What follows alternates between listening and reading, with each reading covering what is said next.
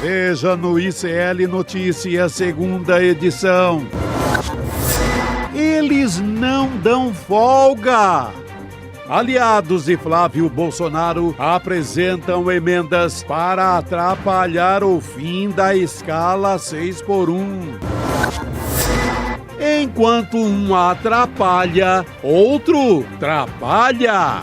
Lula se reúne com Alcolumbre e Mota para destravar pautas e presidente do Senado garante que medidas vão avançar. Tragédia na Ásia. Avalanche de lama atinge fronteira do Nepal com o Tibete e mata dezenas de moradores e turistas. O ICL Notícias, segunda edição, está no ar.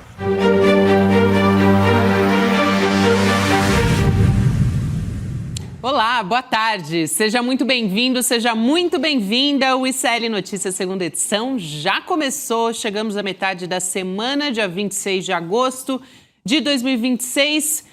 Formação aqui completa no N2 de hoje. Rodrigo Viana, Chico Sá, boa tarde para vocês, meus amigos. Boa tarde. Boa tarde a todos. Chegando aqui direto de Feira de Santana. Que viu? Maravilha! O ICL lá, viu? É mesmo? Pelo amor de Deus. Um abraço então para a Feira de Santana. Foi lançar livro lá? Fui fazer uma palestra na Feira Literária de Feira Que de legal. Santana. Mas olha, é ICL como eu nunca tinha visto em cidade alguma, cara. É. Calor total. Calor Calor humano sentidos, né? total. Pô, Em todas, be- Santana. que beleza. Calor humano. Um beijo pro povo. Pro povo de É, Santana, Feira na de Bahia. Santana chega bonito. no ICL. Fortíssimo, fortíssimo, Chico, trazendo aqui esse calor também da nossa comunidade do ICL, lá de Feira de Santana. E a gente vai começar esse primeiro destaque, vamos voltar a falar dessa empreitada da extrema-direita contra o fim da escala 6x1. Vamos lá para o nosso primeiro destaque? Vamos aí, gente. No Radar ICL, meu destaque aqui de abertura, o presidente Lula teve um encontro com o Davi Alcolumbre para avançar na aprovação do fim da escala 6x1. Daqui a pouco nós vamos trazer atualização sobre isso direto de Brasília com a Manu Borges. Só que, ao mesmo tempo, a oposição tenta frear, adiar, atrapalhar o fim da escala 6x1. A Manu vai trazer detalhes, mas a Gabi e a nossa escalada aqui já adiantaram um pouco, né? O Flávio Bolsonaro e senadores do Partido Liberal estão apresentando emendas em série que desfiguram completamente a ideia do fim da escala 6x1. O discurso do Flávio Bolsonaro é aquele, não, veja bem, a gente não é contra o fim da escala 6x1, mas achamos que o trabalhador tem que ter liberdade para negociar com o seu patrão. A gente sabe como é que funciona a liberdade entre o trabalhador e o patrão. É a liberdade de impor uma escala sem limites.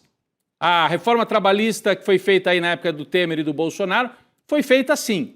Liberdade de negociação. Serviu para quê? Para ferrar com o trabalhador. E agora eles estão tentando ferrar de novo. E estão tentando, Gabi, Chico, é uma operação dupla. Ou desfigurar o projeto, acho que eles não vão conseguir, ou adiar a aprovação. Qual que é a ideia? Você coloca um monte de emenda aí, atrapalha, atrasa o processo ali no Senado, e com isso, se mudar muito o projeto, tem que voltar para a Câmara. E voltando para a Câmara, aí só vai ficar para depois das eleições. Qual que é a minha análise? Eu queria dividir isso aqui com vocês. Essa tática pode ser um tiro no pé tremendo do Flávio Bolsonaro. Eles não têm para onde correr nessa história aqui. Se aprovar do jeito que está e rapidamente o fim da escala 6x1, vitória do Lula, vitória dos trabalhadores do Brasil. Depois de muitos anos vão ter algo para comemorar na área de direitos trabalhistas. Se for adiada a aprovação, pelo menos não damos essa vitória para o Lula vai usar isso na campanha, nos debates, na campanha eleitoral, no programa eleitoral, de forma didática. Vai ficar assim, olha, entendam o que está em jogo. Não é só a defesa da democracia, é a defesa dos direitos trabalhistas, dos direitos sociais. Flávio Bolsonaro, se ganhar, o que ele está fazendo agora na escala 6x1 é um aperitivo do que viria. Se ganhar, não vai ganhar. Mas se ganhar, tomem cuidado, porque não teria o fim da escala 6x1, vão tentar ferrar mais ainda com reforma da Previdência. Então, A minha interpretação é que, se eles adiarem, se ficar claro que eles estão operando dessa forma, vai ser pior ainda para o Flávio Bolsonaro, porque vai ficar na conta dele. E vai ficar muito claro quais são os projetos em jogo. É muito bom que isso esteja acontecendo às vésperas da eleição, para que uma parte do eleitorado que ainda está confuso, não gosto tanto assim do Lula. Tá bom, não precisa gostar do Lula, mas olha o que está do outro lado, gente. É alguém que defende golpe de Estado, defende os Estados Unidos e não quer o fim da escala 6x1, está jogando contra o trabalhador. Acho que está bem didático isso, e se eles conseguirem adiar, como parece ser a tática, também vai ficar isso bem esclarecido para o eleitorado brasileiro, Gabi. Fica carimbado, Rodrigo. Eu quero chamar aqui a nossa enquete de hoje, que tem a ver com esse nosso primeiro destaque. A PEC do fim da escala 6x1 será aprovada até as eleições, então você pode votar sim, o Congresso vai agradar o povo, não, vão boicotar o Lula, ou só se o PL parar de atrapalhar. Ô, Chico, essa análise é importante, né, sobre esse suposto boicote ao presidente Lula, porque eu acho mesmo que o efeito seria contrário. Porque fica muito claro, né, muito objetivo que o Flávio Bolsonaro, que os aliados bolsonaristas dele, todos eles estão realmente contra o trabalhador. Sim, todo representante do comitê do Flávio Bolsonaro, pegar qualquer um, todos são contra. O mais louco é que isso não interfere na eleição agora nas pesquisas, né? Porque imagina um fato desse, seria para aniquilar a eleição, acabar com a eleição. Sim. Lula eleito e pronto. Ou seja, o cara é contra um dia a mais do trabalhador e da trabalhadora lá com o filho dele, vendo um filme, brincando, indo para o parque. É isso que o Flávio Bolsonaro é contra. Uhum. E segue forte na eleição. Sim. É porque eles têm o eleitorado está cristalizado, né? Os movimentos, a gente tem desde março movimentos, 2 pontos para cá, 2 pontos para colar, mas não muda tanto assim, né? De qualquer maneira, eu acho que tem um eleitorado ali do meio do caminho, não é a maioria, mas uns 5%, que se ficar claro que o Flávio Bolsonaro é esse sujeito que está jogando contra, por isso que eles estão tentando fazer de um jeito confuso. O Flávio não diz nada, fica ali na moita. E os senadores apresentam as emendas. E a turma dele bota para quebrar lá. Para adiar, para atrapalhar. Mas eles não vão falar somos contra, eles dizem somos a favor, mas de outro jeito. Na prática são contra. Agora, se essa turma também começa a ser mostrada, esses senadores do Flávio Bolsonaro, começa a ser exibida em rede, em tudo que é lugar, como inimigo do trabalhador, inimigo de um dia de folga para o trabalhador, eles podem comprometer quem está disputando a eleição, pode comprometer a história deles esse ano. Pois até o Davi Alcolumbre percebeu isso, né, Chico? Depois de algum tempo ali travando a pauta, meses também sem falar direito com o presidente Lula, por outras questões, também ligado ao Jorge Messias, mas ele também quer se reeleger, né, o posto de presidente do Senado. Então ele sabe, o Centrão sabe, outros candidatos da direita também não é que eles estão do lado do trabalhador, mas eles sabem que tem uma consequência séria. Aí a gente tem que louvar o animal político que é o Lula, né? Negociando. À beira da eleição, o Lula está ali, não desiste desse projeto. Qualquer outro já teria entregue ali, teria caído na onda do Davi Alcolumbre, que estava ali todo enfesado, todo sapo cururu ali, né? Todo no seu jeitão ali, e teria largado o osso. Não, o Lula está lá fazendo política até o último segundo. O Davi Alcolumbre, o Gabi, ele dá uma no cravo, outra na ferradura, porque, você viu a entrevista que ele deu hoje ao lado do Lula, daqui a pouco acho que a Manu vai trazer, nós vamos trazer aqui também de Brasília. Ele diz assim, não, nós vamos deixar assim, está tramitando, já está lá com o Omar Aziz, vai tramitar. Mas ele diz, nos moldes tradicionais, ele não vai acelerar. Ele deixa claro que ele não vai travar, mas ele também não vai acelerar, porque ele quer deixar uma porta aberta com o bolsonarismo. Se o Flávio ganha, ele quer também dizer, eu não fui totalmente do lado do Lula, eu fiquei no meio do caminho. Então ele está nessa operação. É por aí mesmo, já adiantando aqui, vou chamar a Manuela Borges para a gente continuar essa conversa, trazendo mais apurações sobre isso. Manu, que está diretamente lá em Brasília para conversar com a gente. Manu, boa tarde para você. Boa tarde. Olá, muito boa tarde, Gabi, Chico, Rodrigo, todo mundo aqui ao vivo no N2 com a gente. O Manu, a PEC hoje, que a gente está conversando aqui desde o começo do programa, foi tema de almoço, né? Entre o presidente Lula, também o presidente do Senado, Davi Alcolumbre, e o Hugo Mota, presidente da Câmara, também participou. E aí o Alcolumbre disse que esse tema avança na Comissão de Constituição e Justiça e que o relator da proposta no Senado, que veio até no N1 ontem aqui, o senador Omar Aziz, vai acelerar essa tramitação. A gente vai assistir esse trecho e já volta a conversar com a Manu. Vamos lá. Senador Omar Aziz, relator da PEC do fim da escala 6x1, tem a compreensão da importância da matéria, me disse que já está construindo um relatório para ser apresentado na próxima quarta-feira na Comissão de Constituição e Justiça. Isso quer dizer o quê? Isso quer dizer que a matéria está tramitando dentro dos ditames adequados do regimento e da Constituição brasileira. E o senador Otto, mesmo na ausência do esforço concentrado, que será na semana que vem, 31, 1, 2, 3 e 4, mas que 3, 2 e 4 serão os dias de deliberação, já está tratando de acelerar o seu relatório com a sua compreensão, conversando com os colegas senadores, porque eu recebo informação todos os dias do relator, e avançando muito na apresentação do seu relatório. Isso é muito bom, porque a matéria está tramitando adequadamente a partir da solicitação feita pelo senhor presidente Lula. Ô Manu, eu quero entender melhor essa fala do Alcolumbre e também até do próprio senador Omar Aziz, que ontem ele veio e disse, olha, os senadores também vão apresentar suas emendas, eu não posso interferir, tem que fazer análise de cada uma delas, né? A preocupação é como serão essas emendas, né? Obviamente. Sim, foram apresentadas 5 emendas, né, dos senadores Hermes Claus, de Santa Catarina, do PL, e Isalci Lucas, aqui do DF. O que dizem essas emendas?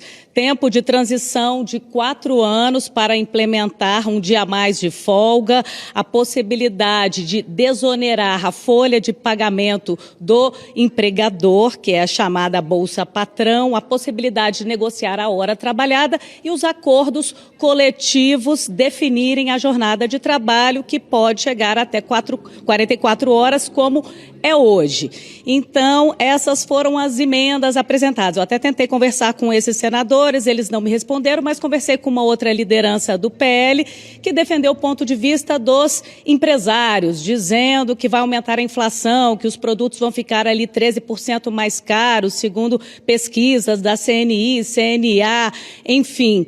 E aí a gente viu que o presidente do Senado, Davi Alcolumbre, liberou a pauta, mas não fez como o Hugo Mota, que quando decidiu apoiar o fim da escala 6x1, sempre que podia, defendia abertamente um dia a mais de trabalho, ele que realmente foi essencial para que a proposta fosse aprovada na Câmara dos Deputados, com 461 votos no primeiro turno e mais de 470 no segundo turno.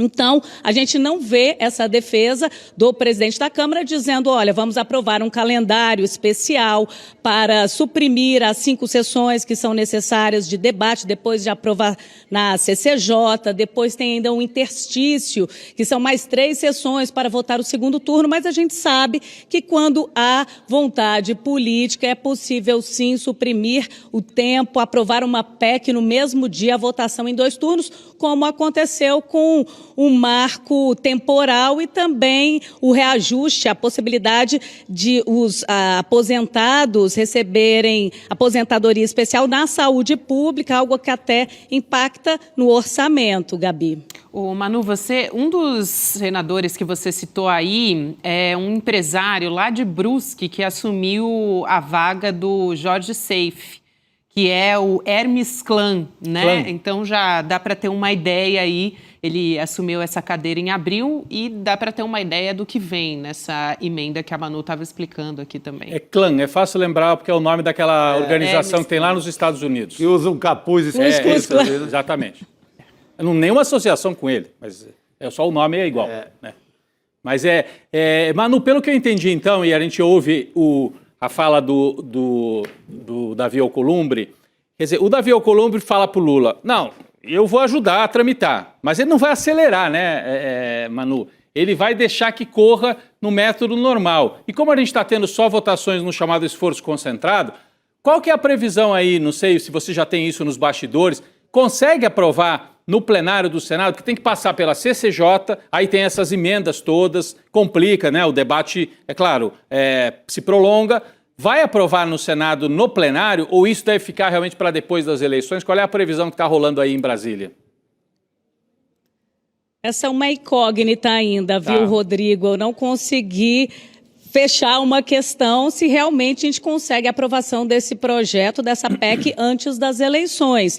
Porque, é como eu disse, votos, o senador Paulo Paim disse que tem. Agora, será que o presidente da CCJ, Otto Alencar, também, ao receber o pedido de vista, ele vai conceder 2 horas, 3 horas, porque tradicionalmente o pedido de vista é de 5 horas, mas a gente já viu isso acontecer. Eles, quando tem acordo, quando tem apoio, eles resolvem tudo num estalar de dedos. Agora, a gente precisa realmente entender se o Davi Alcolumbre vai articular nos bastidores. A gente sabe que ele também sofre uma pressão enorme do setor produtivo, o setor de capital, que já se reuniu aqui com ele já recebeu 90 empresários que trouxeram um abaixo-assinado, uma carta pública dizendo para deixar isso, inclusive, para depois das eleições, para o debate não ser contaminado. Mas a gente lembra que esse debate já está aqui na casa parado há 10 anos. Inclusive, tem uma PEC do senador Paulo Paim, que eu conversei hoje, que está tramitando na casa há 10 anos. Ela foi aprovada no final do ano passado, mas aí ganhou força essa outra PEC que avançou na Câmara dos Deputados. Por isso que a prioridade é sobre essa PEC, é aprovar essa PEC. Então, vai ser uma pergunta de $1 milhão, viu, Rodrigo? Se realmente a gente vai conseguir essa celeridade, porque quando eles querem, eles conseguem fazer todos os tipos de manobra para aprovar de forma relâmpago o projeto de interesse deles, né? E o Davi Alcolumbre veio falar em agenda de país, né? Em conciliação, em amizade, em carinho. Eu achei até interessante a rasgação de seda que precedeu aí a defesa dos projetos, os 5 projetos que eles querem aprovar nessa semana de esforço concentrado, semana que vem. A gente vai falar mais sobre eles também, mas a Manu adiantou que ela conversou com o senador Paulo Paim, do PT, né?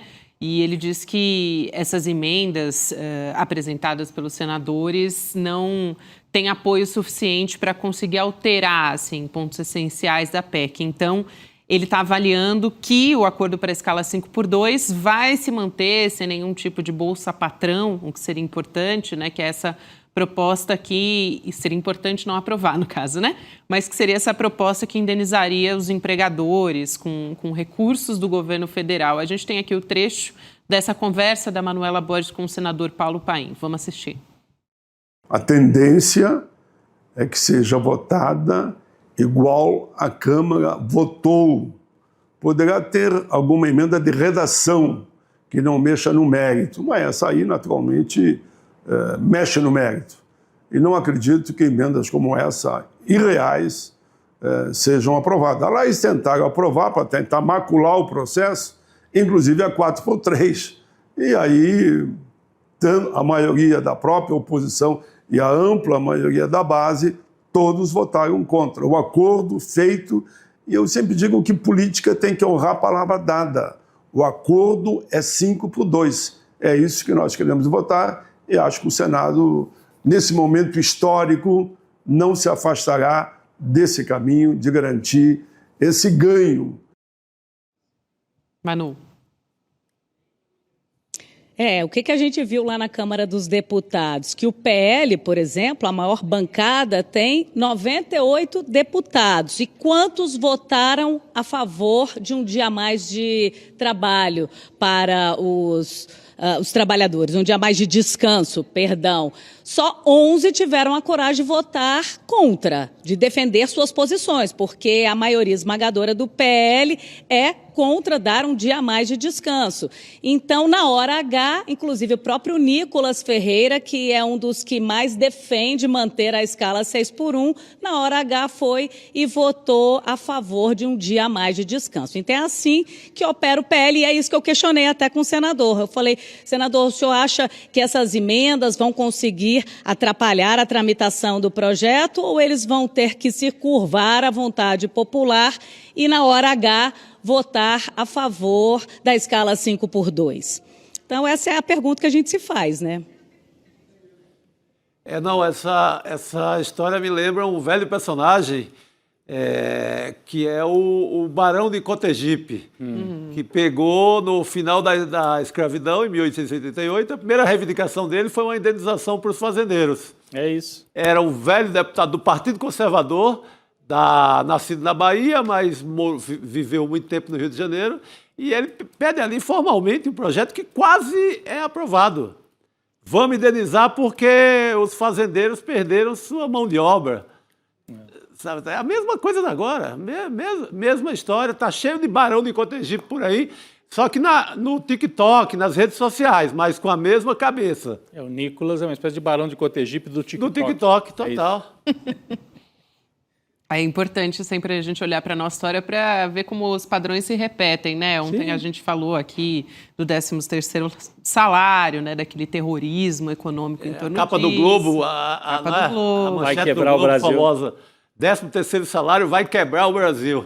É isso também, depois a redução da jornada na Constituinte, foi o mesmo terror, licença maternidade, né, estendida, então tudo isso, já passamos por isso, a história só vai se repetindo. Agora, Manu, você vai trazer um outro tema aqui da reunião, né, do presidente Lula com o Hugo Motta e o Alcolumbre também, que foi a medida provisória que acabou com a taxa das blusinhas, ficou conhecida assim, né? Com a taxa das blusinhas, o imposto de importação sobre compras internacionais de até $50. É até difícil falar certo, né? As porque é a taxa das brusinhas. Na internet, né? A gente conhece como a taxa das brusinhas. Aí é até difícil falar o jeito certo das blusinhas, Manu. Mas a gente vai trazer aqui um trecho de uma fala deles. Eles estavam ali os três reunidos, né? Depois desse encontro e o Davi Alcolumbre e o Hugo Motta, eles se comprometeram a não deixar esse MP caducar. Então, vamos assistir ao trecho dessa fala.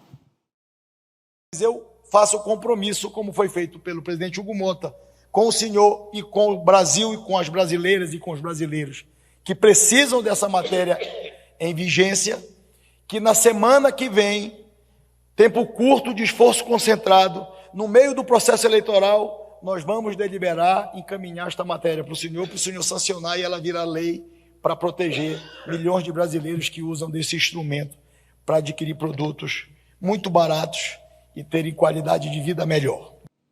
Aí as blusinhas no esforço olha, concentrado. o Monjaro está fazendo bem a democracia brasileira, viu? Porque eles querem. Essa turma toda está emagrecendo e virando um pouco mais democrática, um pouco mais a favor da classe trabalhadora. O próprio Omar Aziz, que é o relator, não é um direitista assim, daqueles mais bravos, mas também está empenhado agora, emagreceu, está empenhado também agora. Acho que viva o Monjaro essas canetinhas aí, porque está deixando a turma, pelo menos, pensando um pouquinho na classe trabalhadora. É para importar a canetinha também? Talvez. Mas eu tenho observado, tá tendo pelo menos esse efeito bom ali, está endoidando a cabeça deles para o lado bom.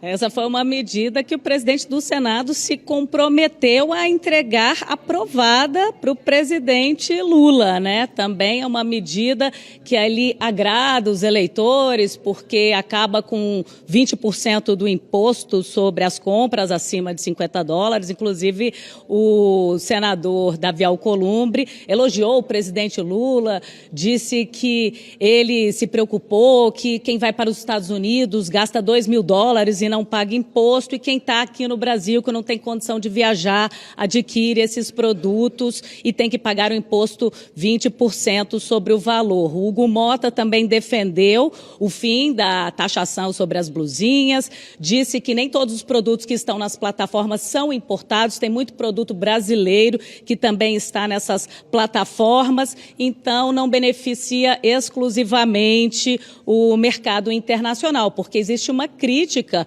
do setor têxtil aqui no Brasil, né, que sente aí o impacto dessas importações e atrapalha o comércio interno.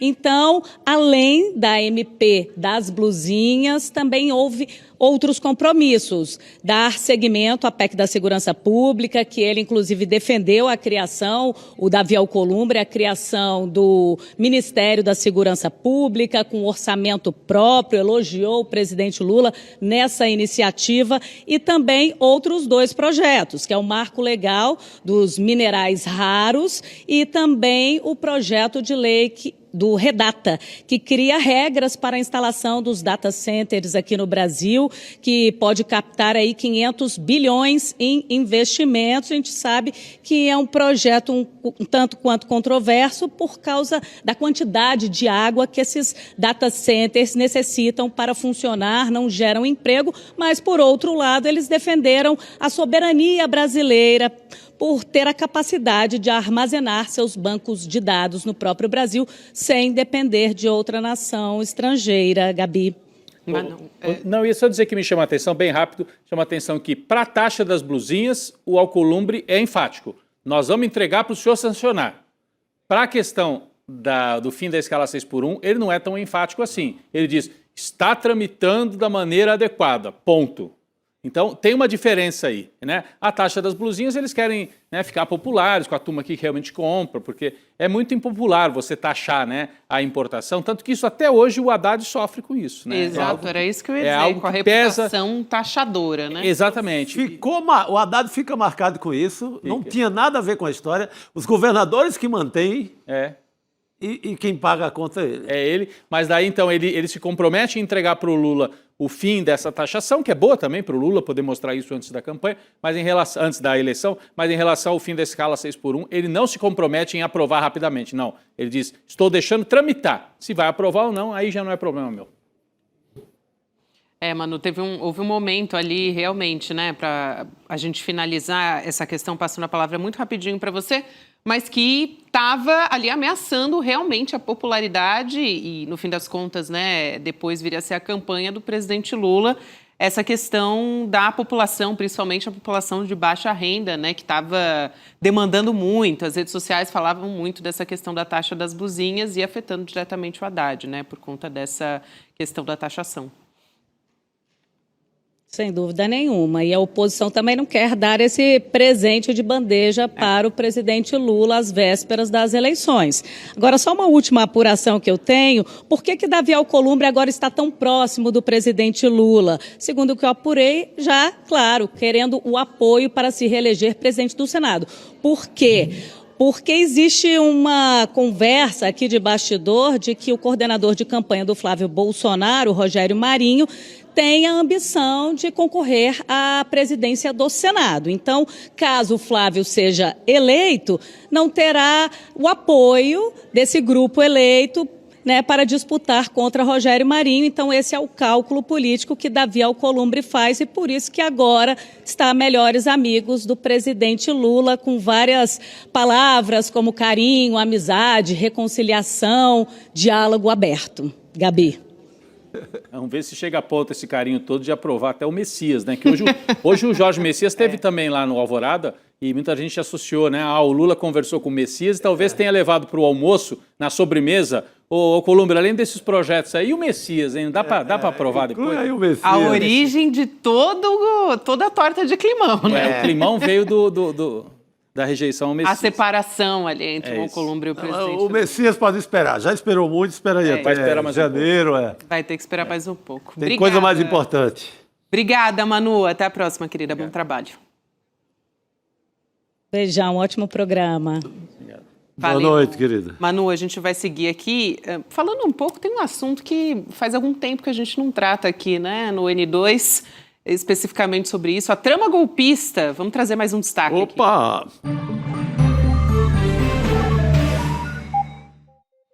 Vou puxar aqui uma fala do candidato à presidência Ronaldo Caiado, pelo PSD, que disse que é inútil o debate sobre a trama golpista e que definiu o 8 de janeiro como uma questão de interpretação. Gente, ele foi sabatinado, se você não assistiu, pelo Jornal Nacional e foi confrontado sobre o plano para assassinar o presidente Lula, o vice-geraldo Alckmin e também o ministro Alexandre de Moraes. E aí ele tentou relativizar. Disse que era um relato da imprensa e a Renata Vasconcelos disse, não, olha, se trata de uma investigação robusta, né, da Polícia Federal, tem muitas provas sobre isso. Enfim, o Caiado não é o único que já prometeu anistiar os golpistas, né?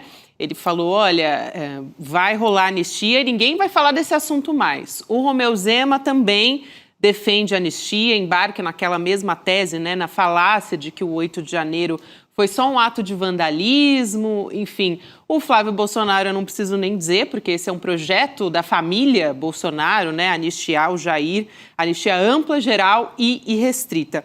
Sabe quem que respondeu o Caiado diretamente sobre essa história? A gente vai colocar aqui na tela. Tem até um meme que surgiu do camarada Amoedo, né?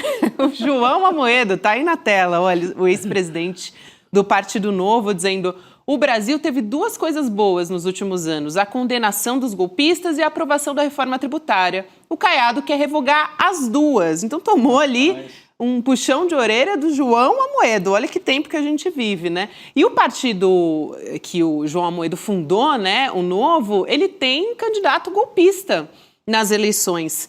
O golpe virou um trampolim eleitoral também. Essa notícia está passando aí meio batida, né? Mas tem levantamento mostrando os candidatos. Tem pelo menos 10 pessoas que tiveram alguma relação com a trama golpista, né? Que respondem ações penais por conta do golpe. Você deve se lembrar muito bem da Débora do Batom. Ela é o tempo inteiro usado como símbolo, né? Ela foi condenada a 14 anos de prisão.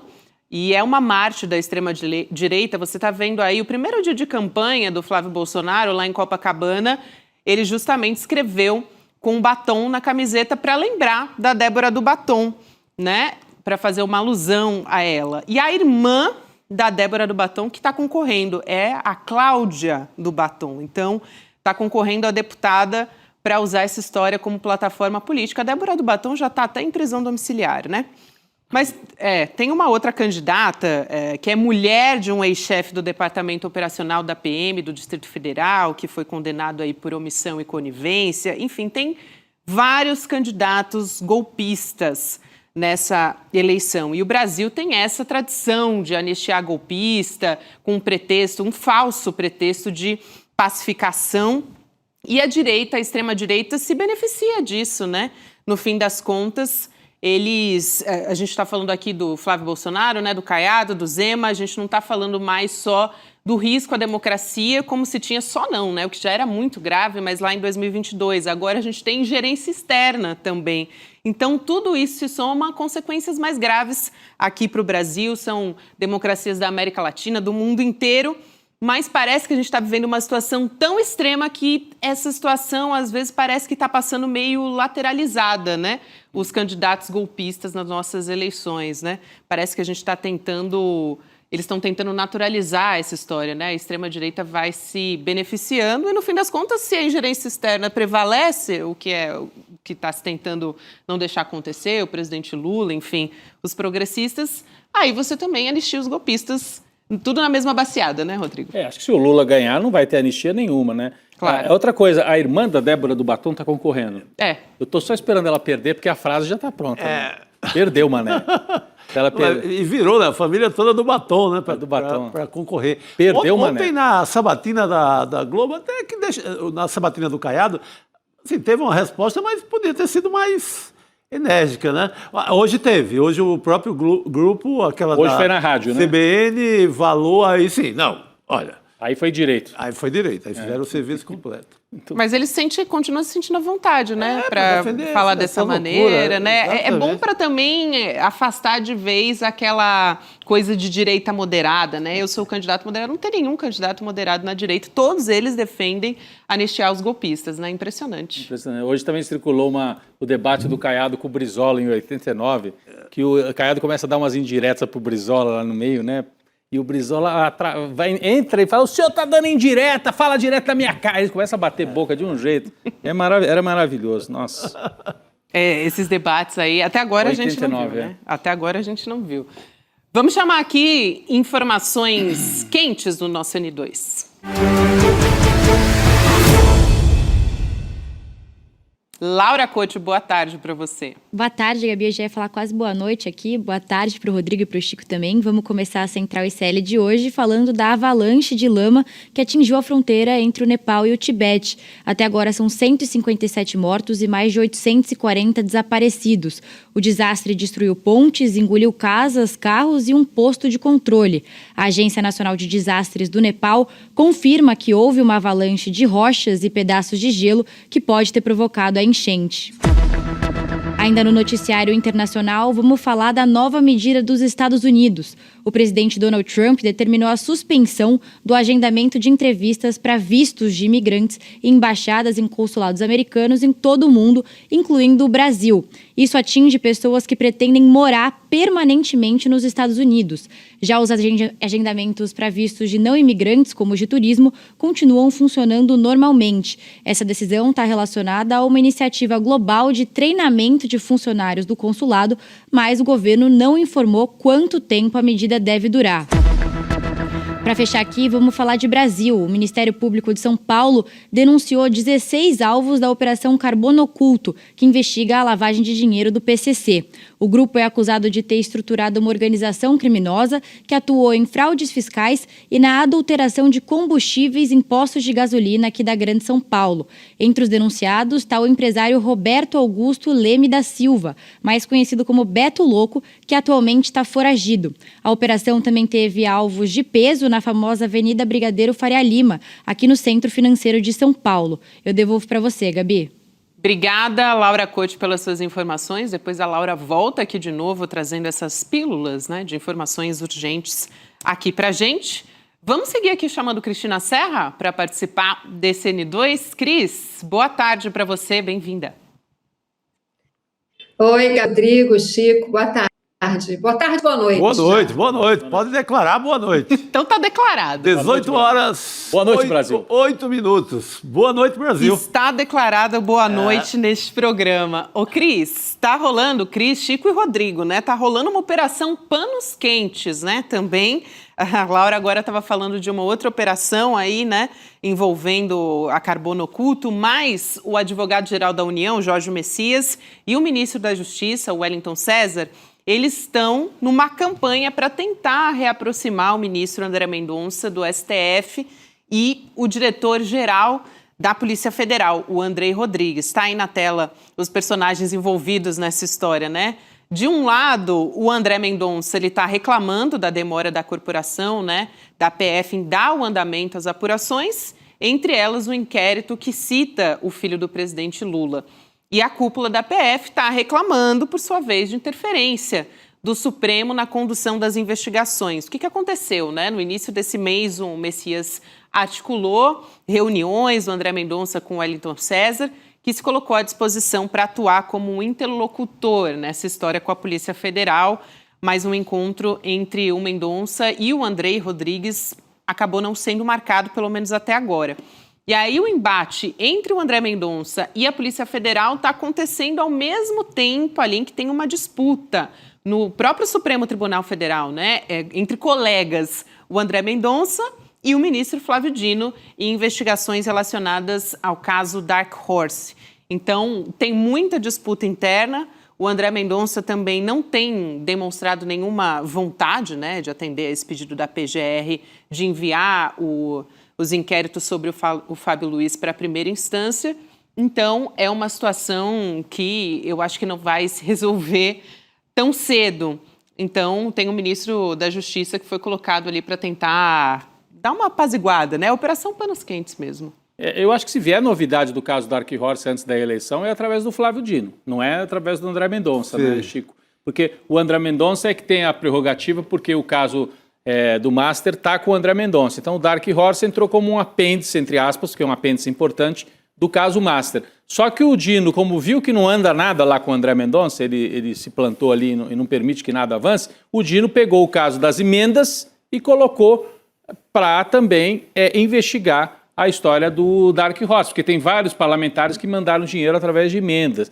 E o Flávio Dino mandou buscar as investigações aqui da Polícia Civil de São Paulo e agregar lá no processo que está correndo em Brasília. Então vai correr pelo Flávio Dino, não pelo André Mendonça. Foi uma forma que o Flávio Dino viu de tentar mexer de alguma coisa do caso, porque completou 100 dias, um período de 100 dias na semana passada, sem ter nada. Uhum. A única coisa foi um ofício que veio para o perito do filme, dizendo, venho educadamente por meio dessa, carinhosamente, pedir que o senhor... Se não for nenhum incômodo. Se não for incomodar o senhor da sua rotina em São Paulo, mande, por favor, aquelas notas fiscais do filme do Bolsonaro.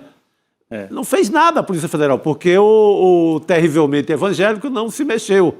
Aí o Flávio Dino viu aí uma forma de, opa, vamos tentar por essa maneira, agregando o material que está em São Paulo. Não, e a Gabi citou aqui a história da Polícia Federal. O diretor-geral da Polícia Federal, o Andrei, ficou realmente bastante incomodado, esse é o bastidor que corre, porque o André Mendonça, do Supremo, puxou gente da PF para trabalhar com ele, no gabinete dele.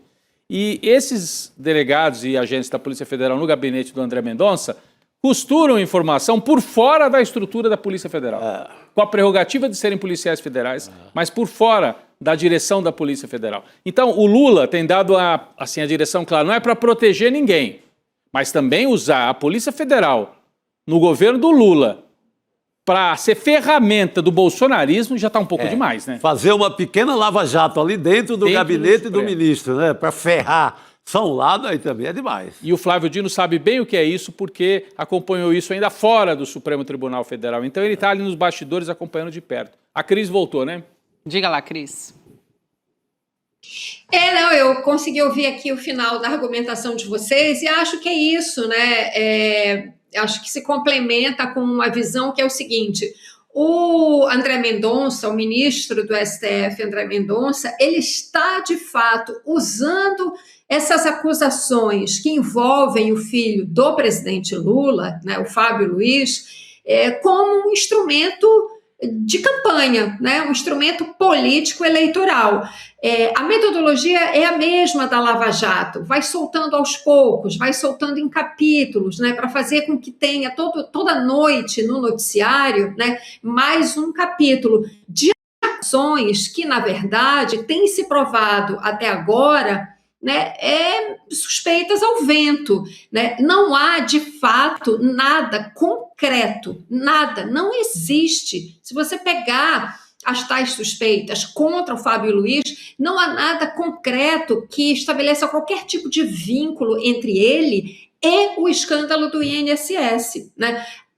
O que há é que na quebra de sigilo telefônico, daquela lobista e tal, né, uma tentativa dela de influenciar, se aproximar de pessoas influentes. Claro que ela usava a amizade com o filho do presidente para tentar abrir portas, mas ainda assim, nesses casos, que, repito, não tem ligação nenhuma com o escândalo do INSS, mas aquela outra questão da empresa de medicamentos à base de canabidiol, etc., etc., as tentativas que foram feitas de abrir portas, né, de chegar em gabinete com essa proposta, não foram para frente. As áreas técnicas dos ministérios não levaram isso adiante. Então, houve uma tentativa de conseguir ali acesso privilegiado a uma determinada autoridade, né, para encaminhar a proposta desse negócio. Se houve a tentativa, né, e isso é o que a PF suspeita pelo que encontrou no celular dessa lobista. Por outro lado, né, a mesma PF, né, em alguns relatórios, diz que essas tentativas não tiveram, né, uma consequência concreta. Então, esse é o cenário que envolve o filho do presidente. Mas o que faz o André Mendonça? Mantém esse clima de suspeita de uma suposta e falsa, enganosa ligação dele com o escândalo do INSS, né? Então, mantém sob a alçada dele e vai soltando isso em capítulos naquele mesmo método Lava Jato. É um instrumento, né, que ele está usando de campanha. A Polícia Federal, evidentemente, sabe disso, daí esse conflito, que eu não sei como é que vai ser resolvido, né? Porque ele, claro, com o poder que ele tem como ministro do Supremo, né, já deixou bem claro que não vai abrir mão deste poder. É isso, e aí o Flávio Bolsonaro vai usando, né, isso para tentar se descolar do caso Dark Horse, e os eleitores bolsonaristas também, para eles já é página virada, né? Até porque... E é o famoso e o PT, né? Cada vez que perguntam para um bolsonarista do caso Dark Horse, eles falam, mas e o PT, o Marcola e o Lulinha? Essa é a resposta. É por aí mesmo. Eu quero trazer também aqui o governador de São Paulo, o candidato à reeleição, Tarcísio de Freitas, dizendo hoje, durante um compromisso da campanha na Zona Sul de São Paulo, que o Flávio Bolsonaro já deu as explicações, olha aí, necessárias sobre a relação dele com Daniel Vorcaro. A gente vai assistir essa fala e já volta a conversar.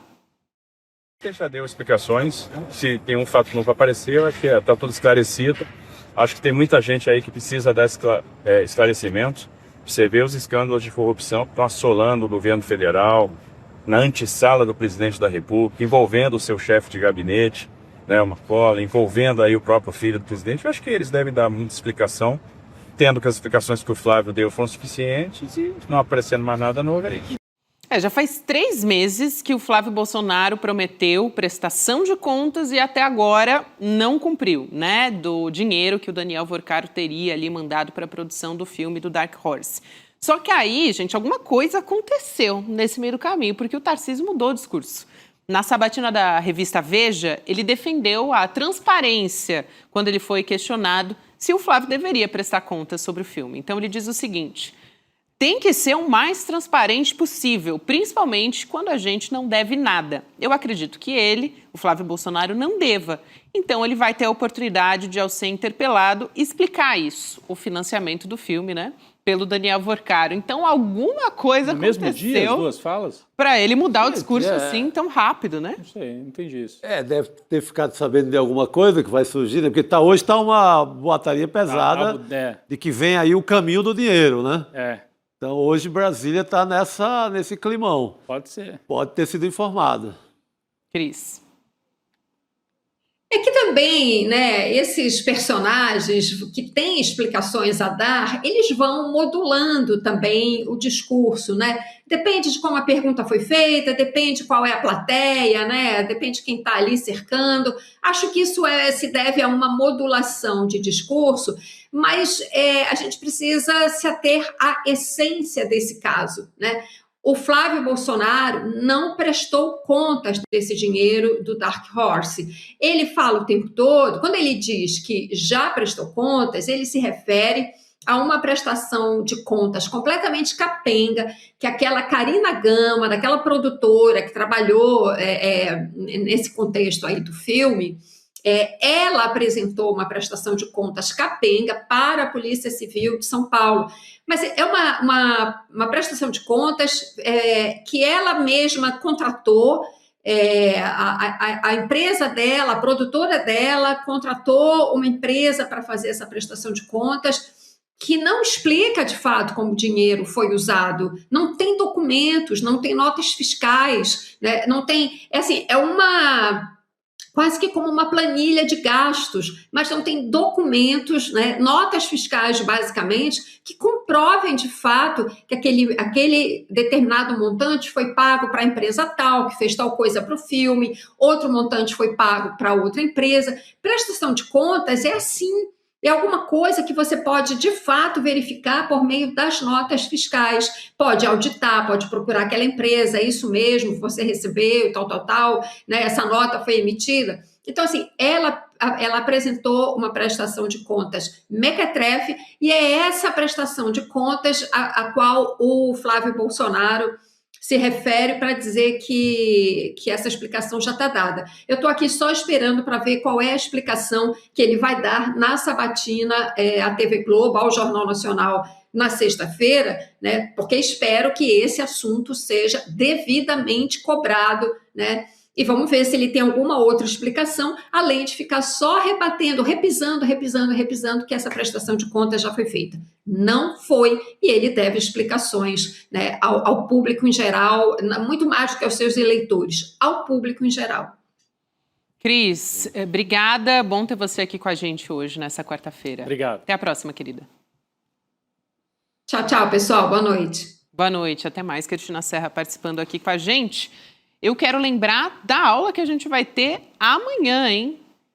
Sobre como você protege o seu patrimônio em qualquer cenário. Então, amanhã, quinta-feira, 8 horas da noite, ainda dá tempo de você fazer a sua inscrição. Você vai em icln2.com.br ou então aponte seu celular aqui para a tela, no QR Code, para garantir a sua vaga nessa aula que é totalmente gratuita e que você vai aprender que investir é para todo mundo. Eu sei que o Eduardo Moreira e a Débora Maganha já deram spoiler que vão estar nessa aula.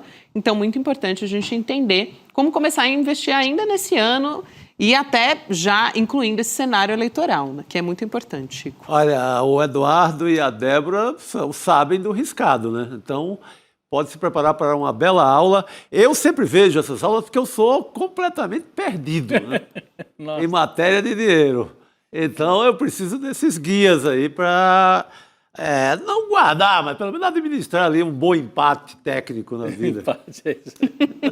A gente está precisando, né? Perder todas não dá também, né, Não Chico? dá, Vamos empatar de vez em quando. Vamos dar uma empatada, exatamente. Eu não sei, viu, Rodrigo? Eu estou sentindo aqui que teve um fundo, né, de futebol na sua fala, mas... Também. Tem um pouco de desabafo também, né? Vai lá em sln2.com.br. Amanhã a aula Investir é para Todos vai para o ar. Vamos seguindo, gente? A gente vai falar de um personagem central aí no caso Dark Horse também, que está passando meio despercebido. Vamos lá.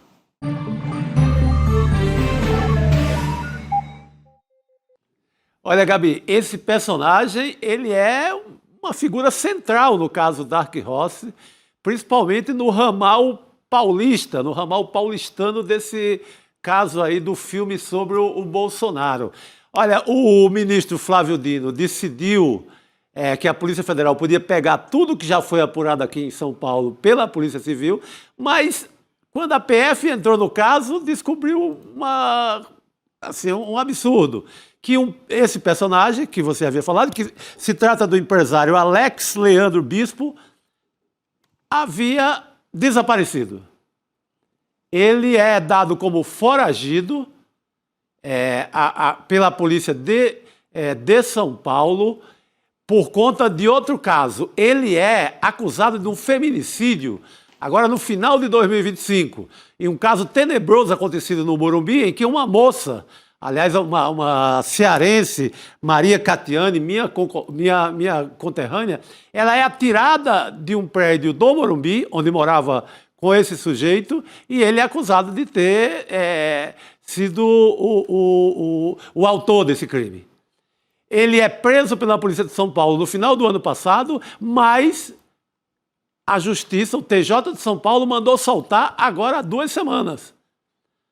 O Ministério Público, que apura a ligação do caso Dark Horse com a Carina Gama, que é a empresária da Goap, da Goap lá.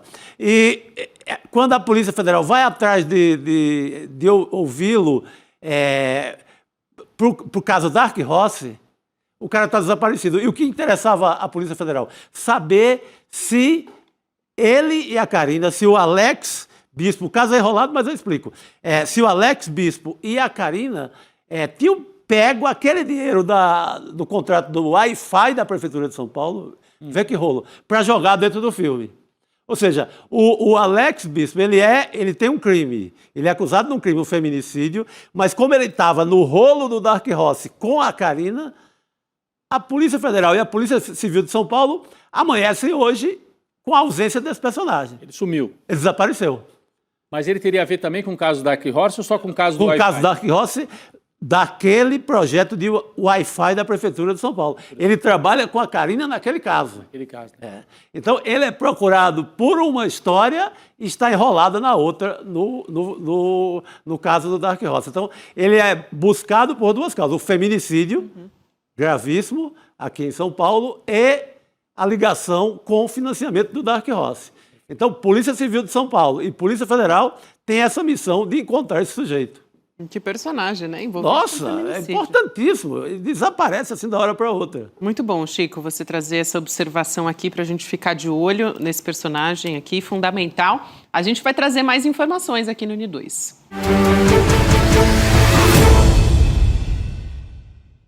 Laura Couto. Gabi, na última Central ICL de hoje, eu vou começar trazendo uma notícia sobre o novo acordo da Meta.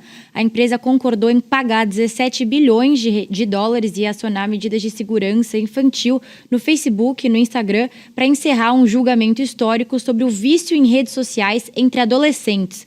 O processo acusava a Meta de contribuir para a crise de saúde mental juvenil e alegava também que a empresa violou leis federais ao coletar dados de crianças menores de 13 anos sem o consentimento dos pais. Por outro lado, a negociação entre o Discord e o governo brasileiro fracassou. A proposta era a empresa assinar um termo de ajustamento de conduta que buscava adequar as funcionalidades da plataforma às regras brasileiras. Mas agora o governo brasileiro decidiu processar o Discord. Uma última notícia agora sobre desdobramentos do caso Master. O ex-dono do Grupo Reag, o João Carlos Mansur, entregou à PGR uma proposta de colaboração premiada que agora está na fase final de ajustes antes da assinatura. A proposta detalha a estrutura financeira montada em parceria com o Daniel Vorcar, o dono do Master, para maquiar a realidade financeira do banco e desviar recursos. Caso a PGR assine o acordo, a colaboração premiada ainda vai ter que ser homologada pelo ministro André Mendonça, que é o relator do caso Master no Supremo Tribunal Federal. Eu fico por aqui, é com você, Gabi. Obrigada, Laura, pelas suas informações. Até a próxima. Boa noite para você. É interessante essa última, né, que a Laura traz aqui sobre o ex-presidente ali da Reag, né, do conselho, na verdade. Isso é outro, pode surgir coisa importante outro aí. rolo que, nossa, pode mexer com a eleição. Que foi alvo na Carbono Culto. Tava lá. Ele está muito em cima da eleição, né? Mas ele vai fazer a delação, né? A delação ele deve entregar o Vorcar, não sei se vai entregar mais alguém, mas ele entregando o Vorcar, ele pressiona o Vorcar a entregar alguém mais para cima, né? Que também está aí elaborando a sua própria tentando, delação, pela terceira vez. Terceira vez, trocou já de advogado 3 vezes também para tentar emplacar a delação premiada dele. Vamos trazer o resultado da nossa enquete aqui no programa? A PEC do fim da escala 6x1 será aprovada até as eleições? Sim, o Congresso vai agradar o povo. 48% disseram, então, que sim. É claro, né? Tem Deus te ouça, como diz na minha terra. Tomara, né?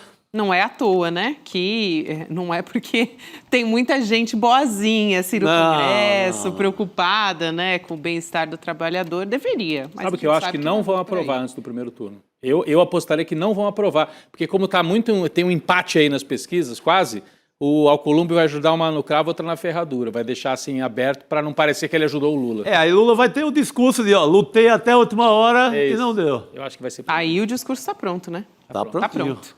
Vamos chamar a provocação histórica, que vem aí na sequência. Independências do Brasil, História e Censura. O convidado do professor Lindener Pareto é o André Machado. Você vai acompanhar essa conversa a partir de agora, logo na sequência. Não sai daí não, que as conversas são muito boas no Provocação. É isso. Vamos nessa? Simbora! Amanhã a gente está de volta aqui no N2 e com a nossa programação normal do ICL Notícias também. Boa noite, pessoal. Até amanhã.